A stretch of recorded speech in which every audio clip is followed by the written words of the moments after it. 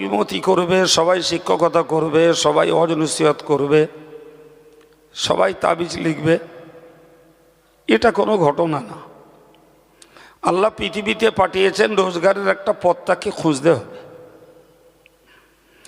তো মাদ্রাসার ছাত্র মৌলানা মুফতি হাফেজ সাহেব, কারি সাহেব সাধারণত এদের জন্য সমাজের যে দরজাটা খোলা আছে সেটা ইমামতি, শিক্ষকতা বা ওয়াজ নসিহত এই জাতি। আমরা কিছু টেকনিক্যাল বিভাগ খুলব। আমাদের সামনে পরিকল্পনা রয়েছে দাওরায়ে হাদিসের জন্য একটা ঘর আলাদা করে বানাবো এবং কিছু টেকনিক্যাল বিভাগ আমরা খুলব। এইটুকু বলছি, আমি গত বছর ঘোষণা করেছিলাম যে জামিয়ার উন্নয়নের একটি পার্ট হলো ইলমে তাসাউফের উপরে প্রশিক্ষণ দেওয়া। আলহামদুলিল্লাহ 1 বছর অতিক্রম করে গেছে। সাপ্তাহিক যে জিকিরের মজলিস হয় সেটা তো মাশাআল্লাহ চলছে। সম্প্রতি কিছুদিন হলো ব্যস্ততার কারণে একটু বন্ধ আছে, কিন্তু অ্যাকচুয়াল তালিমে তাসাউফের যে মজলিস প্রতি মাসের একটা অনির্দিষ্ট শুক্রবার করে হয়।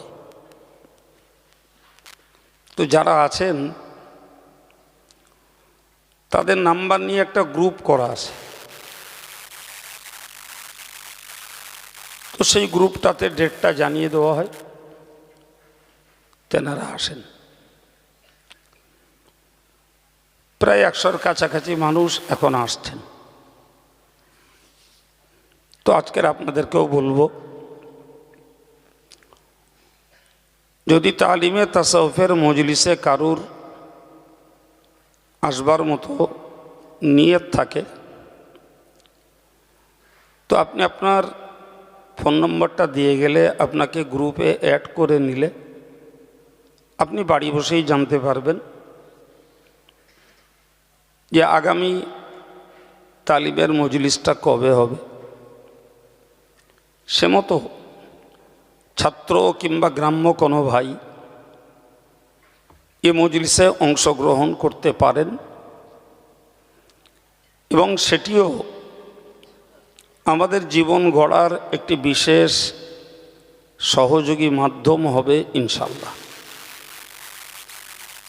দ্বিতীয় কথা বলছি, আমরা এ পর্যন্ত জামিয়ার যে বিভাগীয় শিক্ষা ব্যবস্থা চালু করেছি, যদিও আরও 2-1টি বিভাগ খুললে তাতেও উপকার আছে, কিন্তু সত্য কথা বলতে কি আমাদের গ্রামগঞ্জের অভিভাবক যারা, তারা ছাত্রদের কষ্ট দেয় না, নিজেরা রোজগার, খাওয়া পেওয়া সব কিছুতেই সংকট উপভোগ করে ছেলেটাকে পড়াবার জন্য তারা চেষ্টা করে। কিন্তু যখনই একটা পর্যায়ে পৌঁছে যায় তো তাদের আর মানসিকতা থাকে না, তারা হতাশ হয়ে যায়। ধরে নেন কেউ বুখারী শরীফ পড়ে মৌলানা হয়ে গেছে, তো আব্বার পারে না বা চায় না যে আমার ছেলেটা আর একটু হায়ার এডুকেটেড হোক, সে ইফতা বিভাগটা পড়ুক, অ্যারাবিক লিটারেচারটা পড়ুক, কিংবা হাদিসের উপরে স্পেশাল একটা অনার্স কোর্স করুক, অথবা তফসিরের উপরে একটা অনার্স কোর্স করুক। রিয়েলি অভিভাবকরা খানিকটা হয় অশিক্ষিতার কারণে অথবা দারিদ্রতার কারণে তারা ছাত্রগুলোকে উচ্চ শিক্ষা থেকেই বঞ্চিত করে ফেলে। ছেলেটি বাড়ি ফিরলে হয় চাষবাসটা দেখবে, না হলে একটা ব্যবসা করবে, কি একটা দোকানদারি করবে, অথবা একটা ইমামতি করবে। এক কথায় অভিভাবক চায় তার কাছ থেকে পারিবারিক একটা পরিষেবা, আর এই পরিষেবা নিতে যেই আমাদের ছেলেদের উচ্চ শিক্ষার পথে হয়ে যায় বাধা।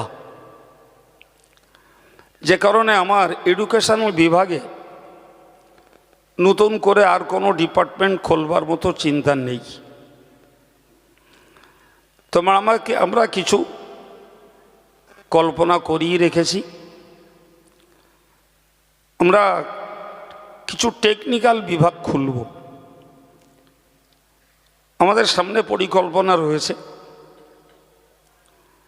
দাওরায়ে হাদিসের জন্য একটা ঘর আলাদা করে বানাবো, এবং কিছু টেকনিক্যাল বিভাগ আমরা খুলব, যাতে আমাদের এই ছাত্রগুলো কিংবা বাইরে থেকেও যদি কোনো ছাত্র আসতে চায়, আমরা এমন কিছু শিল্প তাদেরকে প্রশিক্ষণ দেব যাতে তারা ইজ্জতের সঙ্গে অন্তত ভবিষ্যৎ জীবনে নিজের রুটি রুজির একটা যোগ্যতা সঞ্চয় করতে পারে। সবাই বিমতি করবে, সবাই শিক্ষকতা করবে, সবাই ওয়াজ নসিহত করবে, সবাই তাবিজ লিখবে, এটা কোনো ঘটনা না। আল্লাহ পৃথিবীতে পাঠিয়েছেন রোজগারের একটা পথ তাকে খুঁজতে হবে। তো মাদ্রাসার ছাত্র মৌলানা মুফতি হাফেজ সাহেব, কারি সাহেব সাধারণত এদের জন্য সমাজের যে দরজাটা খোলা আছে সেটা ইমামতি, শিক্ষকতা বা ওয়াজ নসিহত এই জাতীয়। তো আমরা কল্পনা নিয়েছি এদের আদর্শের উপরে বহাল রেখে কিছু মডার্ন টেকনোলজি এদেরকে শেখাবো। আমার মনে হয় যে কথাটি আমি আপনাদেরকে মুখে বললাম, যদি আল্লাহ করতে দেন তো আশা করি আপনারা সেটাকে শতভাগ সমর্থন করবেন। যে এরা মৌলানা মুফতি হাফেজ কারি যাই হোক, অন্তত ইজ্জতের সঙ্গে এই ভদ্র প্রশিক্ষণটাও এদের দরকার আছে। তবে সেটা আমি আপনাদের গল্পে বোঝাতে পারবো না। কল্পনা যেটা নিয়েছি সেটা যখন বাস্তবায়িত হবে তখন বুঝবেন ইনশাল্লাহ। দরকার আপনাদের দোয়া, দরকার দেশবাসীর সহযোগিতা। জামিয়া সম্পর্কে বলি, ইসালে সাহেব সম্পর্কে বলি, জামিয়ার শিক্ষা বিভাগ বলি এবং ভবিষ্যৎ পরিকল্পনা আমি অল্প কথায় আপনাদের মাঝে দিতে পেরেছি। বাকিটুকু সময় কথা বলবে ইনশাল্লাহ। কিন্তু কোরআন শরীফের একটি আয়াত আমি পড়েছি, যেটির ব্যাপারে বলেছি যে উপস্থিত ভাইরা ছাড়াও অনলাইনে কথা হচ্ছে, যারা ইচ্ছা করবেন তারা শুনতে পাবেন।